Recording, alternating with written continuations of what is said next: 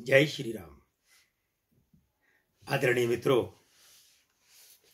वर्ष 2021 की प्रमुख भविष्यवाणियों का क्रम चल ही रहा है और इस क्रम में अब हम बात करने जा रहे हैं राष्ट्रवादी कांग्रेस पार्टी के सुप्रीमो और महाराष्ट्र के बहुसंख्य बार मुख्यमंत्री रह चुके मराठा छत्रप शरद पवार के बारे में।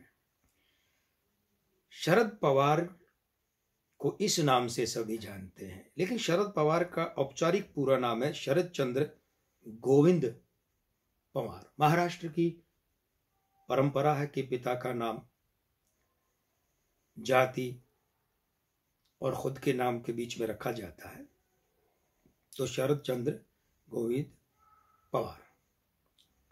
नामांकन इनका बना 9। बहुप्रचलित नाम शरद पवार का 7 बनता है, लेकिन पूरे नाम का पूरा तीनों भाग मिलाकर वो बनता है 9। 12 दिसंबर 1940। अब देखिए, 12 का 3, दिसंबर का 3 और 1940 का 4, तो कुल मिलाकर भाग्यांक बना 2 और मूलांक बना 3। मासांक दिसंबर का 3 और उसके बाद में 21 नवंबर से 20 दिसंबर तक चलित है, वो भी 3। तो बृहस्पति की इतनी प्रधानता, इसलिए शरद पवार जो है वे योजनाओं के, प्लानिंग के मास्टरमाइंड माने जाते हैं। ऐसा कहा जाता है कि उनकी खोपड़ी में जो योजनाएं चलती है, जो प्लानिंग वे करते हैं, विरोधी उसे साजिश कह देते हैं, षड्यंत्र कह देते हैं, समर्थक और मित्र उसे योजना कह देते हैं। ज्योतिषी सिर्फ योजना शब्द ही प्रयुक्त करता है, क्योंकि ज्योतिषी के लिए कुछ भी अच्छा या बुरा नहीं होता, सिर्फ विश्लेषण की बात होती है। उम्र का 81वां वर्ष चलने से आयु अंक बना 9। एक बात पर मित्रों गौर कीजिएगा, खास गौर कीजिएगा कि शरद पवार के यहां पर अंक 3 इतना है, मूलांक में, मासांक में, चलितांक में, है ना। फिर उनके वाणी दोष क्यों हुआ? वाणी दोष का मतलब, जब जबड़े का कैंसर का ऑपरेशन हुआ तो उसके बाद से वो ढंग से लिप्स मूवमेंट नहीं होता, ढंग से बोल नहीं पाते। तो आप भले इनके ऑपरेशन की तारीख निकाल के देख लीजिए, उसकी गणना कर लीजिए। जब बृहस्पति भ्रष्ट होता है तब ऐसा होता है। अंक 3 जब भ्रष्ट हुआ तब ऐसा हुआ।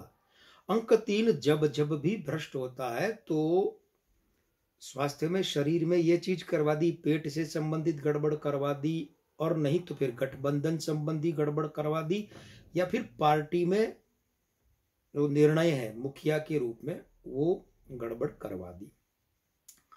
यहां विशेष बात ये ध्यान में रखनी है आपको कि शरद पवार इस देश के सबसे अधिक पितृदोष वाले राजनेताओं में से एक हैं। देश के सबसे अधिक पितृदोष वाले राजनेताओं में से एक, और इसी के कारण से उन्होंने अपने राजनीतिक गुरु को अपदस्थ किया और उनके स्थान पर मुख्यमंत्री बने, सबसे कम उम्र के मुख्यमंत्री। और इसी के कारण से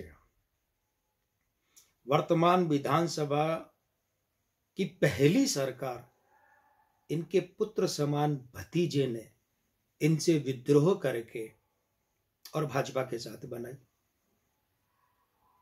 चौथे दिन वो सरकार गिर गई, लेकिन बनाई, क्योंकि अजित पवार इनके भतीजे खुद क्या है, जबरदस्त पितृदोष वाले हैं।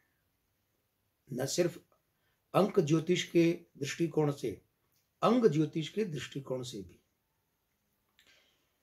तो ये शरद पवार का जो आयु अंक है 9, 81वें वर्ष के कारण, ये 9 जो वर्षांक है 2021 का 5, उसका विरोधी है और वो इसका प्रबल विरोधी है। तो ये राजनीतिक अस्थिरता हो गई। उसके अलावा ये इनका आयु अंक इनके भाग्यांक 2 का विरोधी है। तो ये 2 किसका अंक है?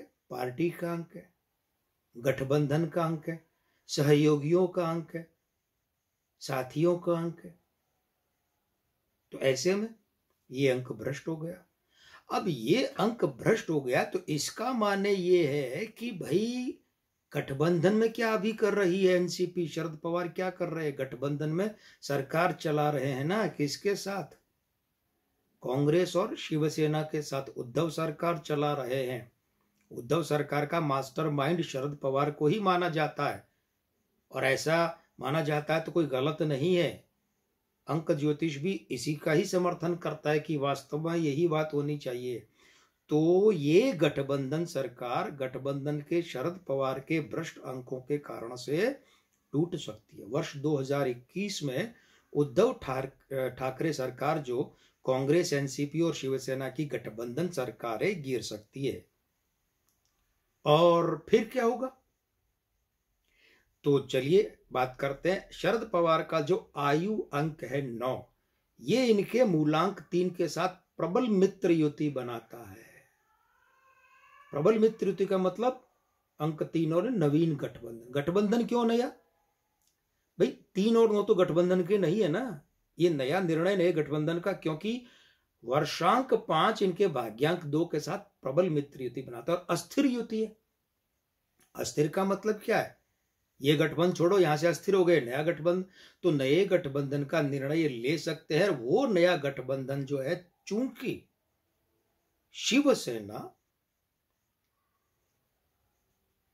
अभी शिवसेना के जो दलाध्यक्ष हैं, प्रमुख हैं उद्धव ठाकरे, वो 9 के अंक वाले हैं, पितृ दोष वाले हैं। तो उनके साथ वो 9 और 5 वाले हैं, तो उनके साथ इनके अंक, इनका आयु अंक जो है, ये फैसला करवा सकता है। तात्पर्य क्या है? तात्पर्य है कि वर्तमान उद्धव सरकार गिर सकती है, और ऐसा भी हो सकता है कि शरद पवार शिवसेना के साथ गठबंधन तो बना ले लेकिन कांग्रेस को बाहर रख दें, ये भी हो सकता है। लेकिन वर्ष 2021 में तो उद्धव सरकार शरद पवार के अंकों के अनुसार जाती दिख रही है। हाँ, शरद पवार को चूंकि जो गठबंधन के अंक है ना, वो दल के हैं, वो परिवार के भी है, तो पार्टी भी संभाले रखनी है।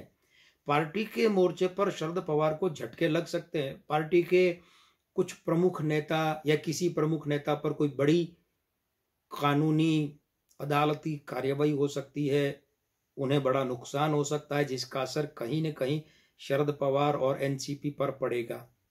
इसके अलावा शरद पवार को खुद को अपने हार्ट, फेफड़े, किडनी, लीवर और सांस से संबंधित विशेष सावधानी बरतनी चाहिए। तो मित्रों, कैसा लगा हमारा ये विश्लेषण, हमारी ये भविष्यवाणी शरद पवार के बारे में? कैसी लगी आपको, हमें बताइएगा।